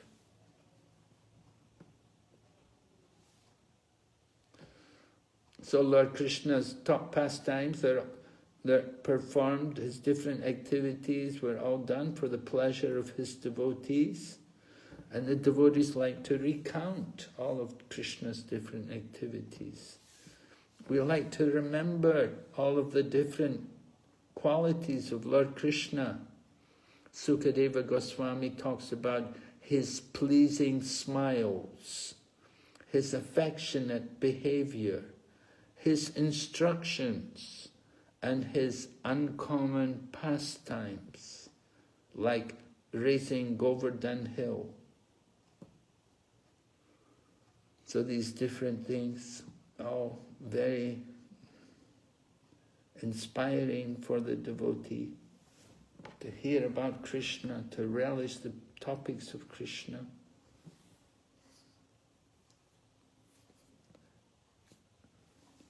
But still you get people who claim God is impersonal, God has no form. They cannot understand the beauty of the form of Krishna. They want to focus on some impersonal light. And they think anybody who has a form, it must be material. They cannot understand that there's such a thing as a spiritual form. And of course that form is pleasing to everyone. And Srila Prabhupada explains, he said, every part of his body is pleasing. His hands, his legs, his chest. We cannot stop seeing the beautiful form of the Lord. Just like when we go to temple and you see the deity, you see the beautiful deity, you see the beautiful lotus feet of the deity, you see their Lord Krishna's beautiful legs, his waist, his chest, his arms, his shoulders, his lotus face, his beautiful smile. Everything about Krishna is so attractive. Just like you can see, so many people come to the temple in the morning just to see the beautiful deity, to see the smiling face of Krishna.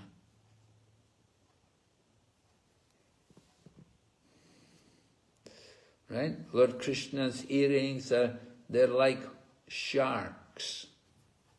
He wears his shark-shaped earrings.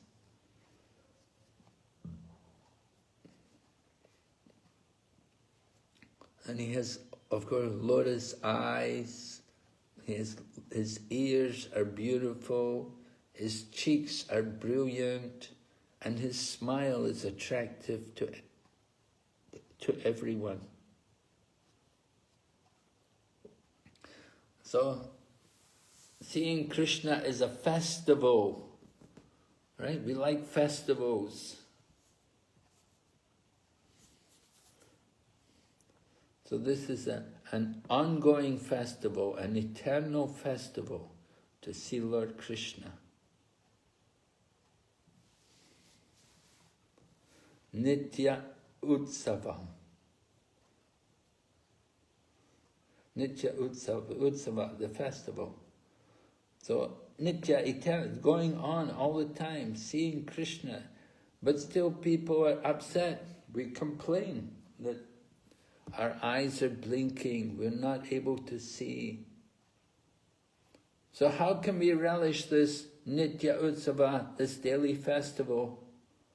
How can we join this festival? Anybody? Every day by seeing the deity. Go to the temple. See the deity, yeah? That. How are you going to take part in the daily festival? Take part in the arati, do the arati. Go to dressing, arati. Do the dressing. Dance for the deities. Bless the deities. Make a nice garland to offer to the deities. Cook some nice foodstuffs for the deities. Clean the temple for the deities. Polish the artic paraphernalia for the deities. Sing in the kirtan for the deities.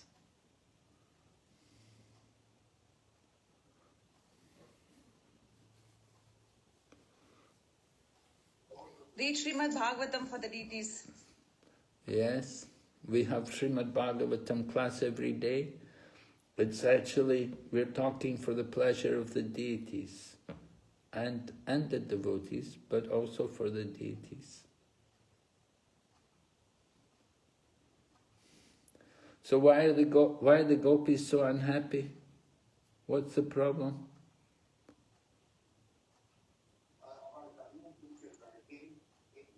Because Brahma is making them to blink. Yes, and when they blink, it obstructs their vision of Lord Krishna.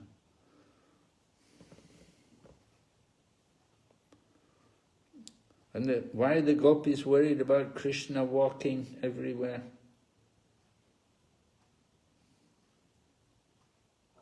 They are worried that his legs will get hurt by walking on the stones and the sand. Because they feel that when he keeps his feet on their breast, they feel their breast is hurting him. So then the stones and the thorns. Must be hurting him more, huh? Yes. So this way the gopis are crying. They're feeling so much the pain. So the beauty of Krishna is described like this. So This is the prelude to the 10th canto. We're hearing about Krishna's body. Now you're going to look on the face of Lord Krishna. The 10th canto is the face of Krishna. And when we see the face of Krishna, then we'll understand more about the beauty of Krishna.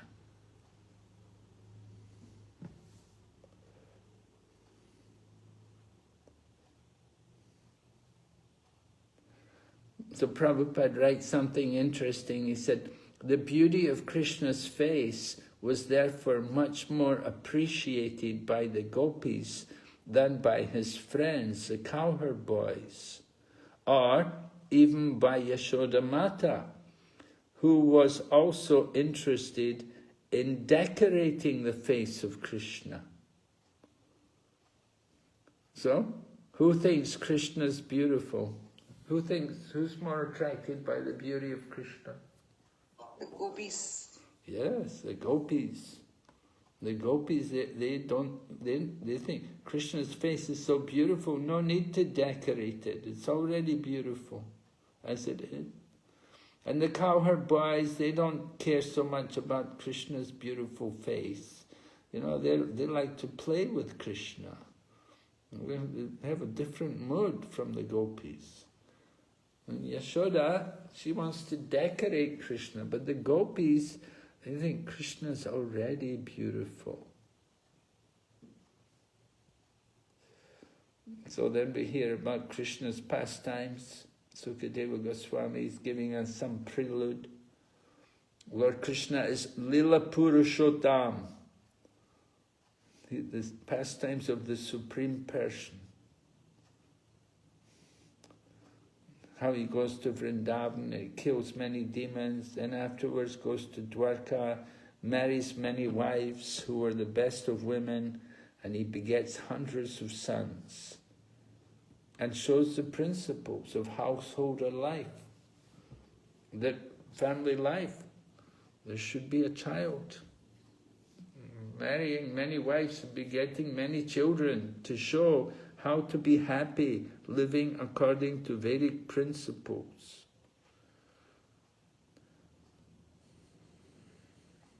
So human society meant to follow Vedic principles.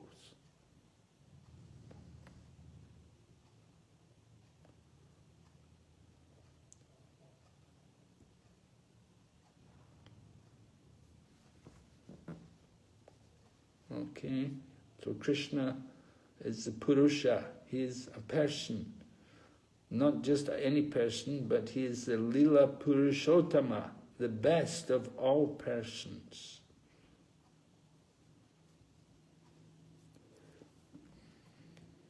So then the final verse of the chapter, mission of Lord Krishna was performed on the battlefield of Kurukshetra. By the Lord's mercy, Arjuna was victorious due to being a great devotee. Others were killed simply by the Lord's glance, which cleansed them of all sinful activities and enabled them to attain Swarup. Finally, Lord Krishna instructed Uddhava about transcendental life, and then, in due course of time, he returned to his abode. And then Prabhupada said, the Lord's instructions are full of jnana and vairagya, knowledge and renunciation. These two things are very important. How to become detached from the material world and how to have proper knowledge of spiritual life. So we want to cultivate these two things, jnana and vairagya.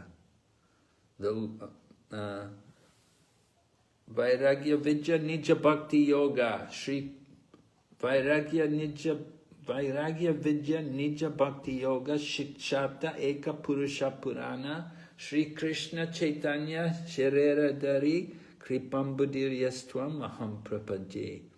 Sarvabhauma Bhattacharya glorified these two things, said Lord Chaitanya came to teach us this transcendental knowledge with detachment from the material world, along with devotional service. He said these things had been almost lost in the course of time, but Lord Chaitanya came to to revive them, and we offer our obeisances to his lotus feet. And so that's a famous verse composed by Sarvabhauma Bhattacharya, glorifying the mission of Lord Chaitanya Mahaprabhu. So Lord Krishna comes to this world and he performs his mission, Paritranaya Sadhunam, Vinaschaya Chaduskritam, and then he goes back home, back to Goloka, Vrindavan. So this is the end of the 9th canto. Are there any questions, anybody? Anything? We didn't... So Maharaj, I have a question regarding verse number 53 to 55. Yes. In this verse, Maharaj, the translation reads, the 8 sons born of Sahadeva, such as Prabhara and Sutta, were exact incarnation of the 8 vases in the heavenly planet. So here, Sahadeva is another wife of Vasudeva. So their children are the 8 vasus. But we also heard that the 8 vasus came in as a son of Santanu and Ganga Devi, where Ganga killed them in the water. So here we can understand they came again as a son of Vasudeva and Sahadeva. How we can understand this, Baba?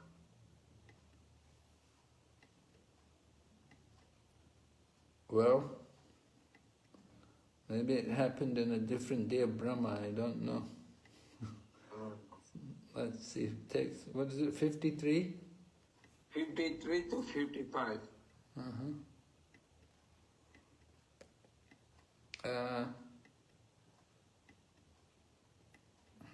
There could have been another curse, I don't know. The 8 vasus, 53, yeah, we know the grandfather Bhishma. We heard about Ganga throwing the children. So could be again, they came again as children of Vasudeva and Sahadeva. Or could be another Kalpa. The 8 sons born of Sahadeva were exact incarnations of the 8 vasus in the heavenly planets.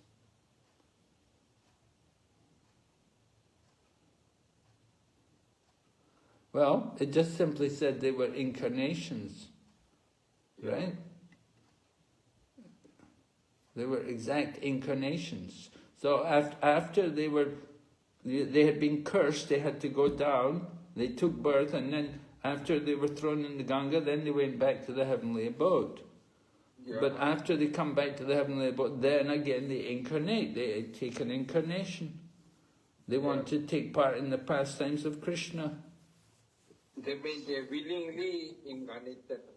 Huh? They willingly incarnated to join the pastime of the Lord. Yeah, it said they're incarnations, right?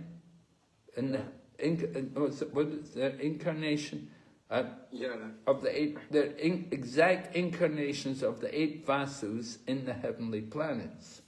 Yeah, so they were incarnations. They came onto this planet, on the earthly planet, to take advantage of this earth planet that is easier to practice spiritual life.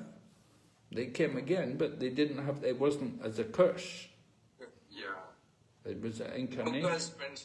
No curse mentioned here. Yeah, it was not a curse.